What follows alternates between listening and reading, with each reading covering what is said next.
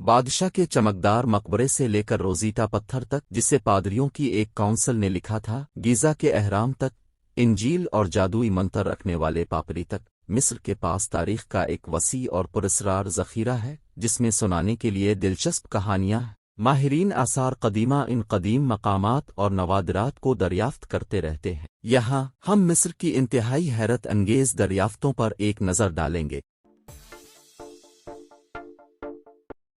Number 1.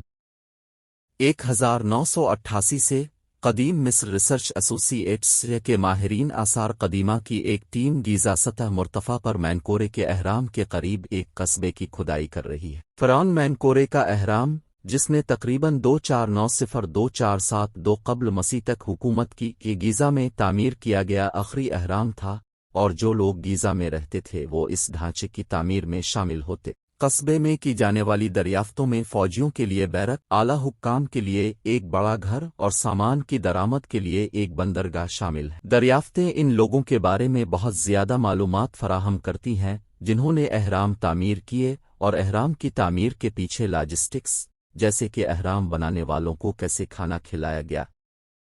Number 2.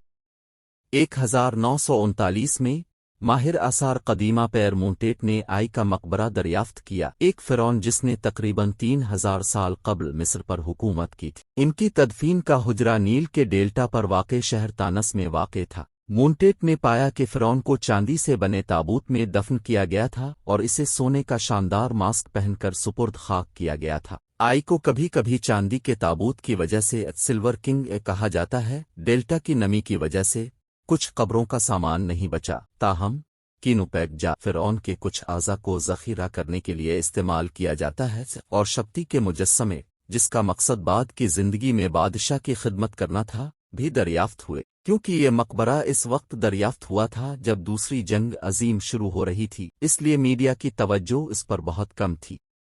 Number 3.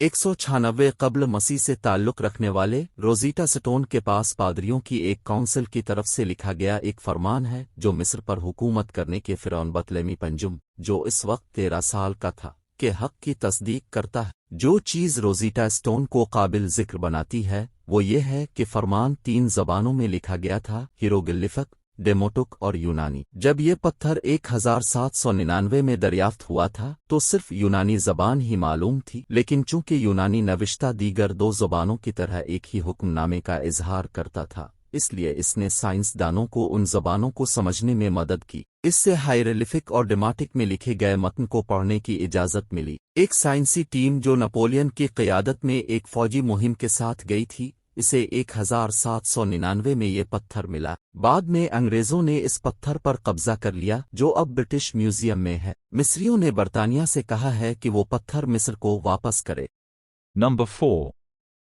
मिस्र की वादी ऑफ किंग्स में तूतनखमून का मकबरा काबिल एतराज़ तौर पर अब तक की सबसे मशहूर आसार कदीमा की दरियाफ्त है। हावर्ड कार्टर की क़यादत में एक टीम ने 1922 में दरियाफ्त किया। ये मकबरा शानदार ख़जानों से भरा हुआ था, जिसमें तूतनखमून का मौत का मास्क भी शामिल था, जो आज अमली तौर पर एक आइकन है। कार्टर 26 नवंबर 1922 को मकबरे में दाखिल हुआ। जैसे जैसे किसी की आंखें रोशनी की चमक से मानूस होती गईं, चैम्बर का अंदरूनी हिस्सा धीरे धीरे हर एक के सामने झलकने लगा। इसकी गैर मामूली और खूबसूरत चीज़ों के अजीब व गरीब और शानदार मुरक्कब के साथ एक दूसरे पर ढेर हो गए। उसने अपनी डायरी में लिखा, जब उसने इस दिन के अजायबात को बयान करने की जिदोजहद की, बादशाह के बारे में कहा जाता है कि नौउम्री में ही फौत हो गया। इसकी बाक़ियात के तज्ज़िये से पता चलता है कि वो सेहत के मुख्तलिफ मसाइल का शिकार था और घूमने फिरने के लिए छड़ी का इस्तेमाल करता था। उसने अपनी हुक्मरानी का ज़्यादातर हिस्सा मिस्र के रिवायती मुशरिकाना मजहब को बहाल करने की कोशिश में सिर्फ किया, जिसमें इस वक्त खलल पड़ा जब उसके वालिद फ़िरऔन अखीनातन ने एक इनकलाब शुरू किया जिसमें ईंटें सूरज की बालादस्ती पर जोर दिया गया। जब तूतनखमून का मकबरा दरियाफ्त हुआ तो मीडिया में एक जुनून और एक अफवाह को जन्म दिया गया कि मकबरे को खोलने से एक लानत नाजिल हुई है। Number 5.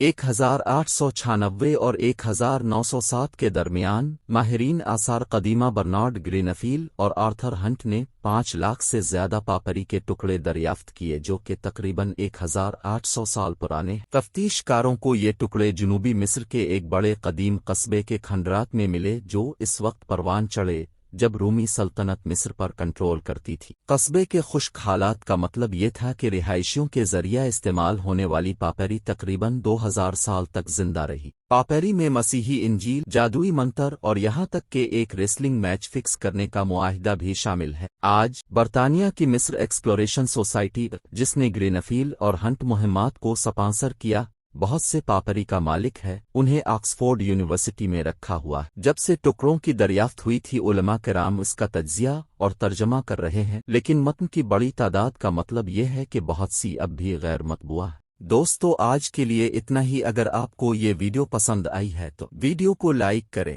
میں ملتا ہوں اب سے اگلی ویڈیو میں، تب تک کے لیے اللہ حافظ۔